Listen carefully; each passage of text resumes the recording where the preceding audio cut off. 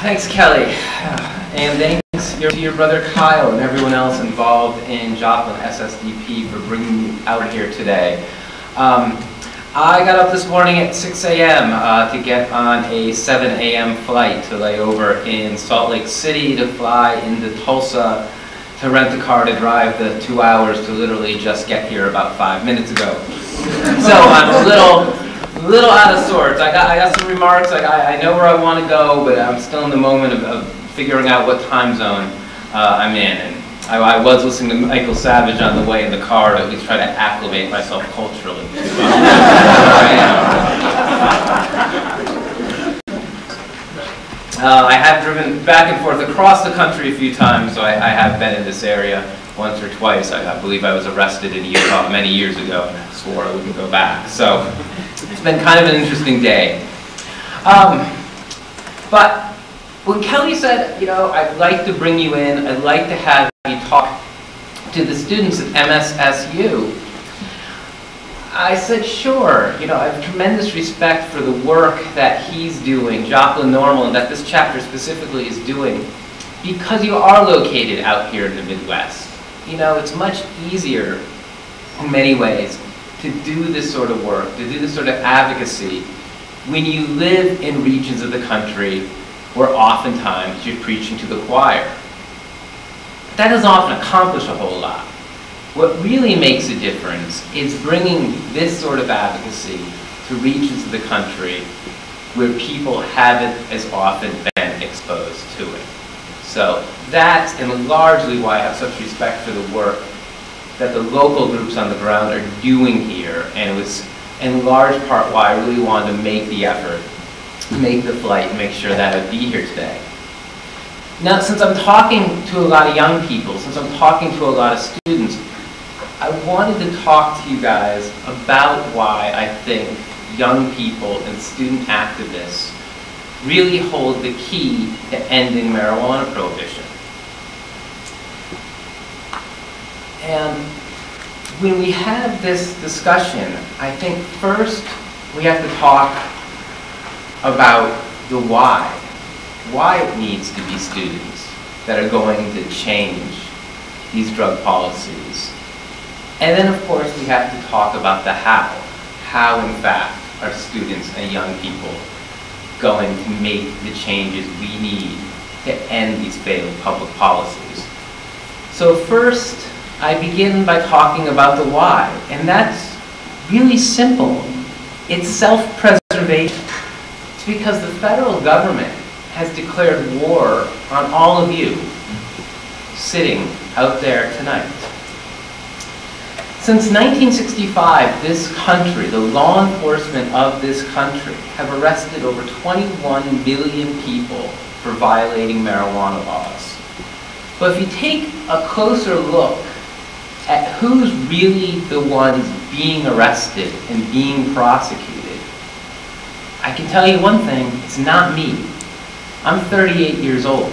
I'm way over the age demographic that gets arrested. Were Gary Johnson to be somebody who continued to use marijuana at his age, and I know he doesn't anymore, it wouldn't be him either. He's out of that demographic. But it is folks like you sitting here today. In short, the war on marijuana is really a war on young people. In 2005, Normal commissioned a study. We wanted to break down these arrests and prosecution numbers and really get a better idea who is bearing the brunt of marijuana law enforcement. And what we found was that 74% of the 800,000 or so Americans that are busted each year for marijuana are under age 30. And 1 out of 4 are under age 18. So that's nearly 500,000 young people right now under our policies who are at risk for losing their student loans, being saddled with a lifelong criminal record at a time when they're just entering the workforce. We're talking about an entire generation of you guys out there that's been alienated to believe that the police and that your civic leaders are the instruments of your repression rather than your protection. And the sad fact is, you're right about that. You're damn right to view law enforcement and your civic leaders that way. You are correct to have that sort of an adversarial relationship with them, because that's what the war on drugs, and particularly the enforcement of marijuana laws, has brought upon you. So the question is, what do we do about this? Particularly, what do you guys do to change this? If we're finally going to end this 70-plus year of failed public policy that we call marijuana prohibition, then we need students to play a lead role.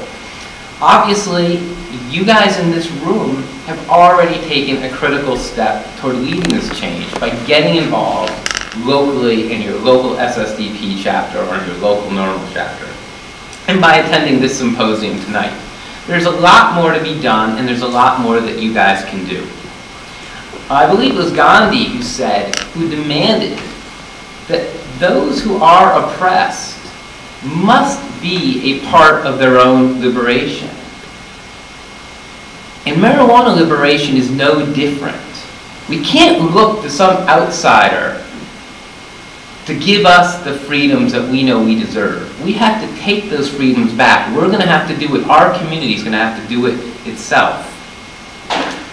So I want you guys to look around you, see who's in this room, because ultimately it's going to be a mix of the people in this room that are going to bring these changes. You know, I can't tell you how often I look at the comments on, say, Normal's Facebook page, and we'll be talking about, say, Prop 19 in California, or a legislative proposal that's pending in another state, and the first 10 or 12 comments say, what about Florida? What about Wyoming? When are you going to bring this to Georgia? It doesn't work that way. The reason Californians in November are voting on marijuana legalization is because the Californians themselves got together and they said enough is enough, and we want to vote on marijuana legalization.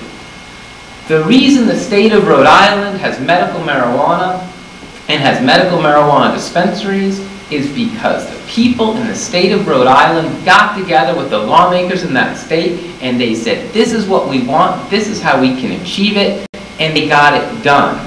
They didn't get it done because some outside organization outside of California or outside of Rhode Island waved a magic wand and said, we're going to get it done for you.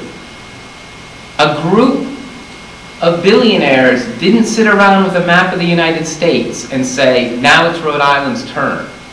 It doesn't work like that. Those efforts all come from the ground up. And that's what Gandhi's referring to when he talks about all of us being or forcing our own liberation. And that's what we have to do here too. So how do you start this process? In my opinion, the first thing you can do to begin this process is really, really simple. Talk. Start talking to others about the need to reform the criminal marijuana policies in this country. Start talking about how this policy disproportionately and adversely impacts young people. Start discussing about how this policy limits young people's opportunities at economic success, at academic success, and has repercussions that affect you for the rest of your life. Start talking about how the war on marijuana endangers young people's health and safety because it enables teens to have easier access to marijuana than they have to legal age-restricted intoxicants like alcohol and tobacco. Talk about how prohibition forces young people to interact and befriend with pushers of other illicit and more dangerous drugs. Talk about how prohibition compels young people to dismiss the educational messages they receive pertaining to the potential health effects posed by harder drugs and the prescription pharmaceutical drugs because they say, well, if my teachers, if my cops, if law enforcement, if they lied to me about pot, why wouldn't they just be lying to me about everything else? I hear that refrain over and over again. Most importantly, talk and tell people about how criminal prohibition is far more likely to result in having all of you sitting in this room one day struggling to get over a lifelong criminal conviction than it is in any way going to discourage you or your friends from trying.